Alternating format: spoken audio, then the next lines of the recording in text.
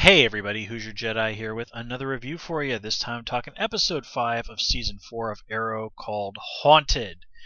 And this is one the fans have been looking forward to for a very, very long time. It features a guest appearance by Matt Ryan as John Constantine, reprising his role from the short-lived Constantine TV series over on NBC, which for what it was on NBC, it was pretty. I thought pretty good. I mean, yes, it certainly would have been nice if it could have been as dark and crazy as the Hellblazer comics often were, but so let's just kind of get right into it. Now, before this episode aired, the producers had said that basically the Constantine TV show on NBC was now retconned having taken place in the Flash and Arrow universe. So this is the same character, and we do sort of see John make some references to stuff that happened on his TV show. In fact, you even hear a little bit of his theme music here, very, very briefly. So in addition to John, that means Chaz, Jim Corrigan, Zed, plus all those other little nods to various characters from around the DC universe that we saw, like Doctor Fate, Nightmaster, Eclipso, Pandora. Those folks are now also, I would imagine, officially part of the Flash Arrow universe, which is pretty cool. And I mean, really, what is there to say? Whatever criticisms you want to level at the Constantine TV show, that Matt Ryan was very enthusiastic about the character, was a big believer in being John Constantine, and really loved it. I mean, that's pretty undeniable. I know some people were a little unhappy with his accent. Okay, not going to sit here as an American and pretend to be a particularly good judge of various British accents, but whatever. I was among the people who just absolutely loved the guy in the role, and I was just beyond thrilled to see him be able to come on the show. It was really, from what I've been reading behind the scenes, a really difficult thing to sort of get all the stars to align on this. Matt Ryan is actually currently on Broadway doing shows. I think I read somewhere he's like working with Keira Knightley on Broadway right now. And just the Twitter on the show, he even said, I can't be here to live tweet the episode because my plays, I'm going to be doing my play, but he asked the fans to see if they could get the hashtag Constantine on Arrow trending, and sure enough, within about half an hour, that happened. So this whole thing with John Constantine is at this point just kind of a one shot.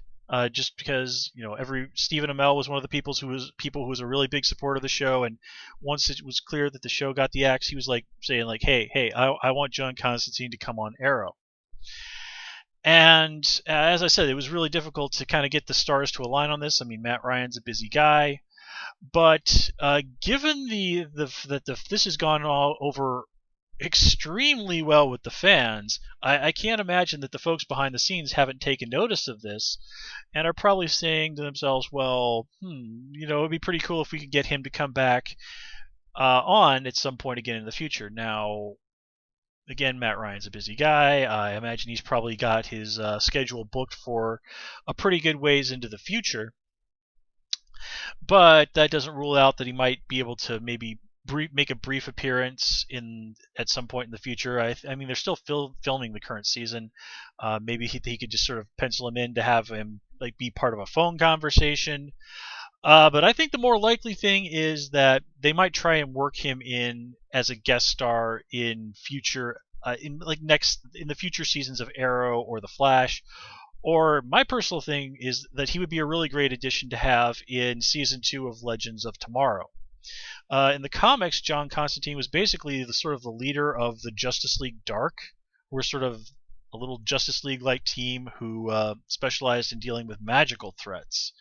So, and given that that Legends of Tomorrow is basically the closest we're probably ever going to get to see to live-action Justice League on TV, incorporating a magic user into the team in next season does not seem unreasonable.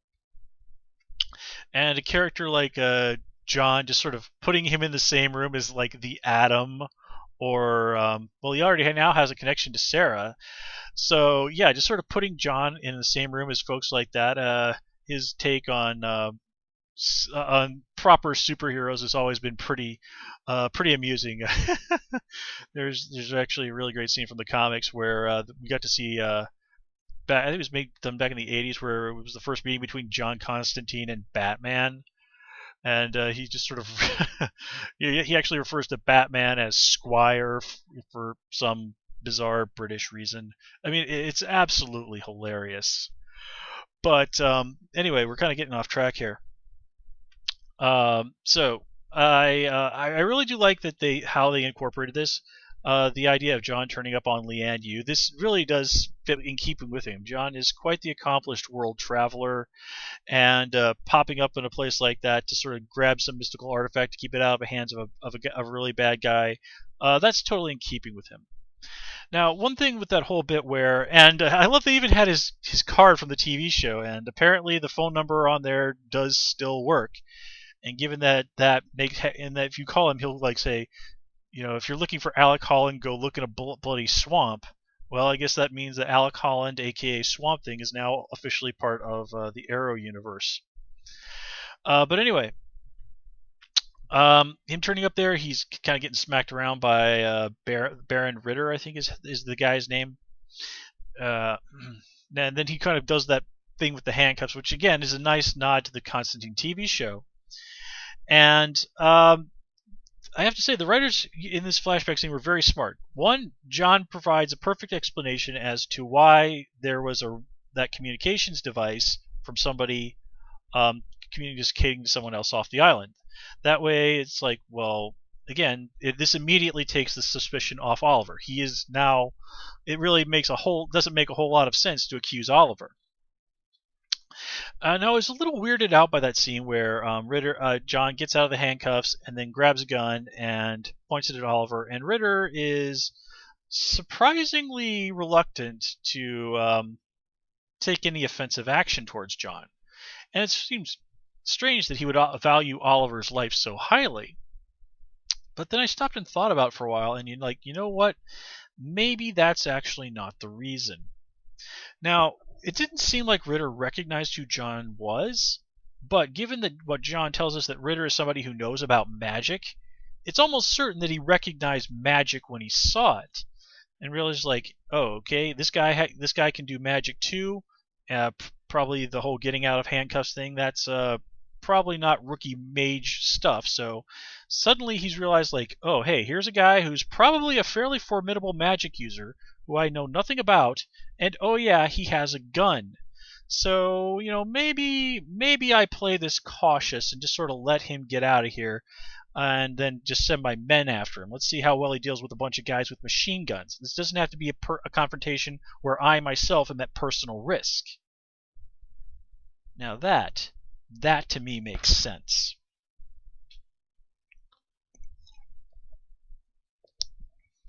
And I also like how John is able to offer up this explanation, like Lian Yu is a mystical place that draws bad people to it, which is a perfect explanation. It's just why the hell all this stuff keeps happening on this island out in the middle of the ocean. Now this thing that he grabs out of that cavern down there, it's called the Orb of Horus, which, as best I can tell, is not a thing from the comics.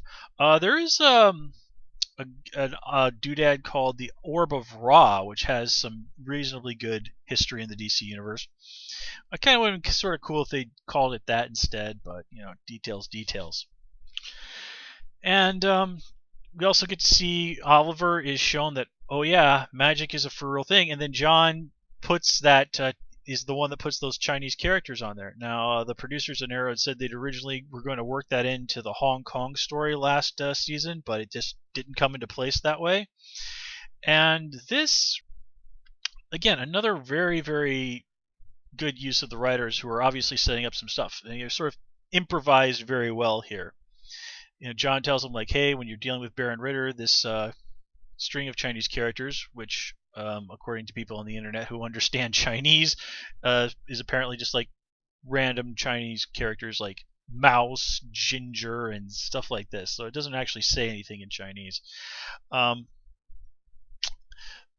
we'll probably also be of help to him in some way in his fight with Damien Dark. Now, granted, that wasn't very helpful last time around, but Oliver didn't know he was dealing with somebody who could use magic at the time, so maybe that was part of it. And it was very fun to see John bounce off the arrow cast. It was certainly very cool to see him. Just a sec here. Let me grab something. Take that peacock feather and use it as a back scratcher. Of course, Constantine was on NBC. NBC, if you're watching this from outside of the U.S., their symbol is a peacock. So that was John's, the show kind of giving a none too subtle middle finger to NBC for canceling the show, probably for sticking it on TV at 10 p.m. on a Friday night. Jeez Louise, what a stupid decision that was. But yeah, watching John bounce off the rest of the cast was pretty hilarious, especially with Oliver's reaction to Thea calling John attractive. And then, of course, we are left off with Oliver saying, like, hey, man, you know anything about this Damien Dark dude? And John's all just like, oh, Damien Dark? Yeah, you're hosed. Now, some people who were familiar with John as a character were a little, I think, annoyed by the whole scene in the Netherworld where John kind of gets into that sword fight and wins. In the comics, very rarely does John Constantine win a physical fight. Here, I think we can just sort of chalk that up to, magic.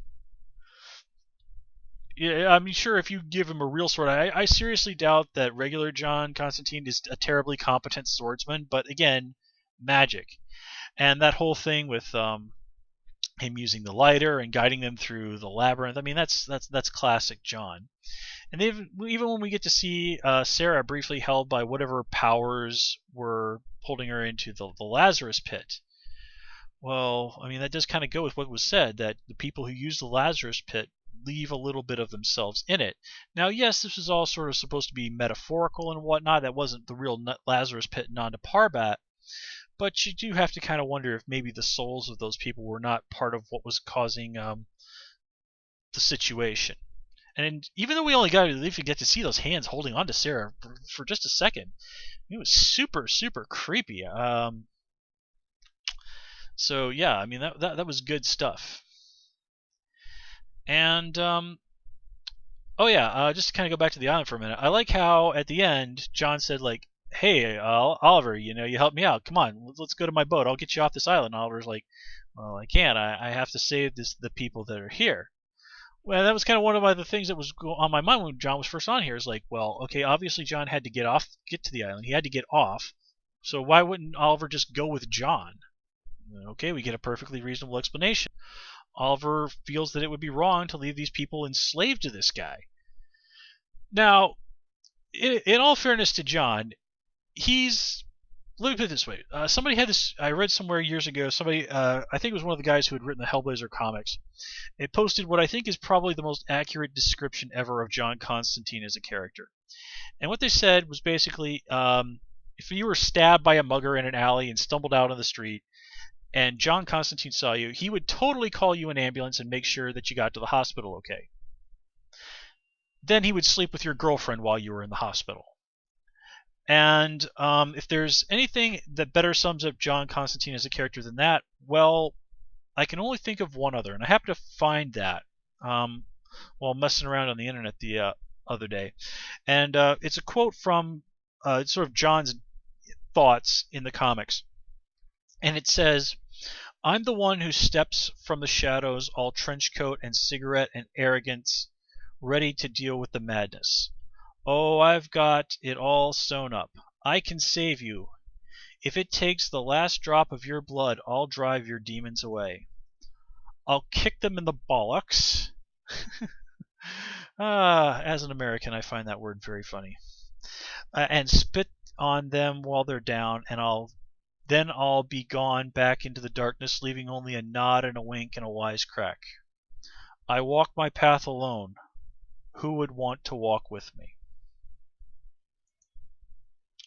So, Yeah, I do kind of think that if John had just managed to get off there, he would have found the way to tip off somebody about that. I mean, he's not the kind of guy who would leave a bunch of people enslaved to somebody like that. I mean, he wouldn't try to take the whole thing down by himself, probably. Well, actually, he might. I mean, John has pulled off some pretty spectacular stuff, especially like the one where he was locked up in an American prison. That was some pretty damn crazy stuff. But anywho, getting on to what's going on with the other characters. Well, this is a big battle of Oliver versus Laurel in the "Hey, you're a hypocritical jerk" round 57. This seems to really encapsulate a lot of Oliver's and Laurel's relationship now that they're not. There's not any danger of them having sex again. So, which is really fitting that kind of the political side of this was Oliver being told, hey, you should distance yourself from Laurel. And both in this whole thing at the hospital, both Oliver and Laurel do raise some fairly valid points, but at the end of the day, I really kind of have to take Oliver's side on this. Laurel knows jack about magic. And she went out and messed around with forces she was utterly clueless about. And this resulted in Sarah coming back without her soul, going around the city, murdering some people. I mean, granted, they were like muggers, and it looked like the people that we saw attack that fast food worker in the alley were planning on raping her. So, but on the other hand, I mean, people are still dead. Sarah did attack and try to kill two women, so that's PTSD for two innocent people. It kind of got to the point where Sarah, where Thea herself was so driven by guilt that she was willing to let Sarah kill her if she thought that that would let her, soul be free or whatever. Not to mention just all the emotional craziness this put her father through. And again, they do, and I mean, Oliver kind of reiterates that Thea was not dead. She was on the edge of death when he put her in the Lazarus pit. So, yeah, that might seem like a fine line, but I don't think it's as fine as a lot of people have made that out to be. And yeah, and let's while Oliver is certainly guilty of a multitude of terrible decisions, I'm gonna have to add kind of give a lot of these who's made the largest number of terrible decisions. I kind of have to go with Laurel on this one because let's see, all that stuff I just talked about, alcohol and medication addiction, losing your job,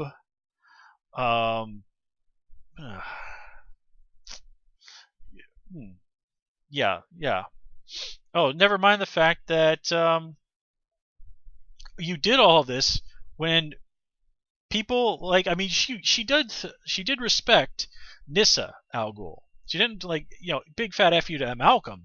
But even Nissa, who she considered to be her friend, was saying like, no, seriously, Laurel, don't do this. And she ignored it for exactly what they said it was. You're doing this because you can't deal with your own pain. You're not doing this for Sarah. You're doing this for yourself. So, yeah, I kind of have to take Oliver's side on this one. They're both guilty of a little more than a little bit of hypocrisy here. But, yeah, Laurel is the one with the least amount of room to throw stones. Let's put it that way. Yeah, nothing particular beyond what I've already said to say about Thea. On the Felicity and Michael Holt side of things, there was a really nice moment where, if you were really paying attention, you could see Michael Holt's. Or is it Curtis Holt? Damn it! I keep forgetting which one of them is the guy's proper name. It's Curtis Holt. Curtis Holt is the guy on the show, I'm positive. Okay. Where if you see his gym clothes, you briefly see the word "fair play" written on the sleeve of his jacket. Now that's one of the trademarks of Mr. Terrific, and even his workout clothes color scheme is very reminiscent of the Mr. Terrific outfit in the comics. And this basically sort of serves as a chance to sort of establish that, hey, this guy was a decathlete, so even though he's a big science nerd, he's also a very capable person physically.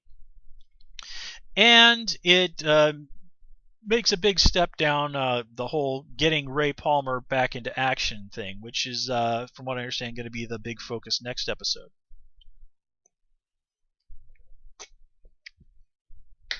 Now in this, we also get to see Captain Lance and Diggle team up. And it really is a shame we don't get to see more of these two guys together because they bounce off of each other really, really well. And I really like that speech at the end, towards the end, where Lance says to him, like, "Look, you don't have to read this file. You can remember your brother exactly as he was." And Diggle's like, "No, no, no, man. I got to have the truth." And the truth, of course, is it looks like Diggle's brother was not the clean-cut, honest guy that he was thought to be, that Dig thought he was. And that's a choice I really do respect. It's never good to find out unfortunate things about people that you care about, and not turning away from the truth no matter how painful it might be. That's something that I really think should be respected. My only gripe there is that Damien Dark really did not seem to be the least bit suspicious when Clint was like, "Hey, I want information about this guy." It's like, who? I mean, he just sort of says like, "Who is this guy? Your best friend? What do you care?" But he gives him the information anyway. It's like, yeah, like seriously, has he not realized that Quentin and Diggle, this murdered man's brother, have at least met? I mean, it's really weird that he would not know that Dig and Lance have at least a vague connection to each other. But he could have just been playing dumb there to sort of throw Lance off the case. It's like, oh well, yeah, sure. You asking about this guy that I had murdered? Well, that's not suspicious at all. Yeah. Okay.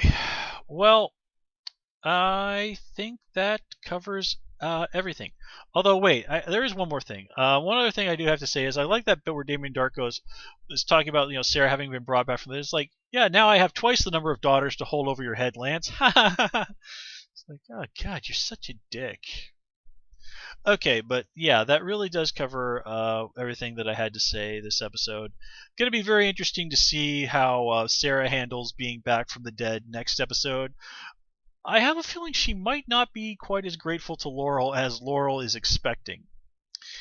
But I guess we'll see on Wednesday. So with that said, guys, I'm going to call it here. As always, please comment, rate, and subscribe. And of course, you can follow me on Twitter at Hoosier Jedi. Until next time, take care and have a good one.